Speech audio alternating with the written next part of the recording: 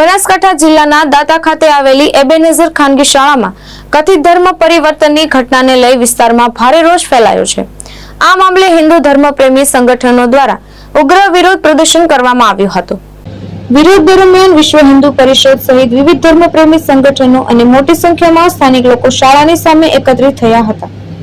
પ્રદર્શનકારોએ શાળા સંચાલક સામે કાયદેસરની કાર્યવાહી કરવાની માંગ ઉઠાવી હતી। આ મામલે દાતા મામલતદારને આવેદનપત્ર સોંપી યોગ્ય તપાસ અને કડક પગલાં લેવા માંગ કરવામાં આવી છે।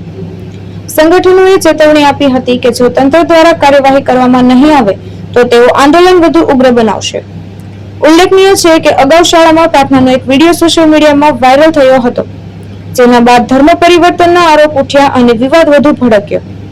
હાલ સમગ્ર મામલે તંત્ર દ્વારા શું કાર્યવાહી કરવામાં આવે છે તે તરફ લોકોની નજર મંડાઈ છે। વિચારવામાં આવી છે। જય શ્રી રામ। હું ભારત જયરાજસિંહ, વિશ્વ હિન્દુ પરિષદ દાંતા પ્રખંડ મંત્રી। છેલ્લા 3 વાર અલ્ટિમેટ આપ્યા છે। હવે કાયદેસરની એવી કાર્યવાહી થશે જો તંત્ર જાગે નહીં તો વિશ્વ હિન્દુ પરિષદના કાર્યકર્તાઓ ત્યાં જઈ અને જેસીબીથી ઉખાડવાનો આવશે તો પણ ઉખાડીશું, ત્યાં તાળાબંધી કરવાની આવશે તો પણ કરીશું અને ત્યાં આગળ ધરણા પણ અમે ઉતરશું।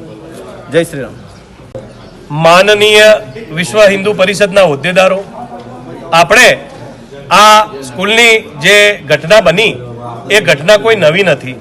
આ ઘટના પબ્લિક સામે ખૂબ મોડેથી ઉજાગર થઈ છે, પણ વાસ્તવમાં આ ઘટના વર્ષોથી ચાલતી આવતી, જેને ગટર કહેવાય, એ હિન્દુ સમાજની અને સમાજની અંદર વ્યાપેલા આ વિધર્મી ગટરો છે। આ લોકો શિક્ષણ માફિયા છે, શિક્ષણ એમનો ધંધો છે, એમને કોઈ સરસ્વતી માતા જોડે લેવા દેવા નથી।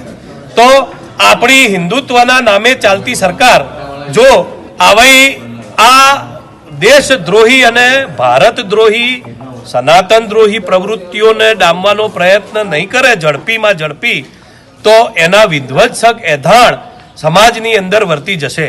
આજે અમારા યુવાન છોકરાઓ કે બીજા ત્રીજા, હવે અમારા ગયડા માણસ હોય પણ એ પણ કહે છે કે હવે આને છોડાય નહીં, આને મેથી પાક ચખાડવો પડે, પણ છતાં પણ ભારતના બંધારણની અમે અનુસરણ કરવા માટે આપણો સર્વ સમાજ એ આપણા ભારતની એકતા અને અખંડતા માટે કોઈ પણ પ્રકારનો વિઘ્નરૂપ નથી થવા માંગતો, પણ એની અંદર આવી ઘોર ખોદાયેલી હોય એવા તત્વો, દાખલા તરીકે અંબાજીમાં એ ખાટકીઓને પરમિશન આપે તો અંબાજી મંદિર એ મહાશક્તિપીઠનું ધામ છે, એની અંદર આવી પ્રવૃત્તિઓને માજા મૂકવા ના દેવાય।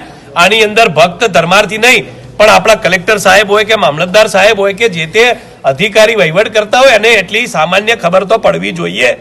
હિન્દુત્વનો પહેલો ગુણ ધર્મ એ આપણો ભારત માતાનો ગૌ માતા, ગંગા માતા, ગાયત્રી માતા અને ગુરુદેવ, આ 4 આપણા સનાતન ધર્મના પાયા છે।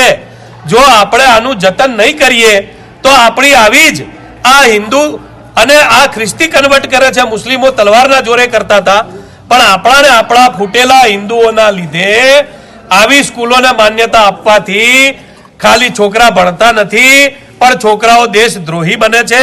તો આવી પ્રવૃત્તિઓ માટે કાયદો અમારે હાથમાં ના લેવો પડે, એના માટે તાત્કાલિક સરકાર જાગે અને આ એક જગ્યાએ નહીં, આ એક સ્કૂલ નહીં પણ ગુજરાત રાજ્યની અંદર જ્યાં પણ આવી ઘટનાઓ હોય ત્યાં તાત્કાલિક સીટ બનાવી અને એની તપાસ કરે અને ખાલી સરકારી કર્મચારીઓની સીટ નહીં પણ એની અંદર સનાતન ધર્મ ગુરુઓ અને સમાજના આગેવાનોને સાથે રાખી અને સંવેદનશીલ સીટ બનાવે, નહીં કે ખાલી બતાવવા માટે કે અમે પ્રોસેસ કરી।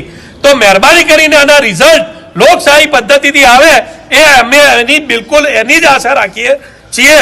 બાકી અમે જ્યાં સુધી ગાંધી ચિંધ્યા માર્ગે આંદોલને છીએ ત્યાં સુધી બરોબર, નહીં તો મહારાણા પ્રતાપ ચિંધ્યા માર્ગે પણ આંદોલન કરતા અમને કોઈ રોકી શકશે નહીં।